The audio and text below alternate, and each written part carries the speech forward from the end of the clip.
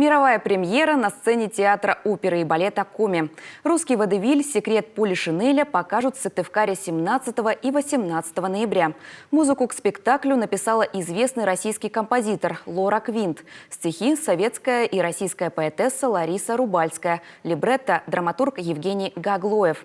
Спектакль о любви, о России и русской душе. В нем есть легкий юмор, веселый смех, за которым всегда проглядывает теплый и мудрый взгляд авторов, сочувствующих своим героям.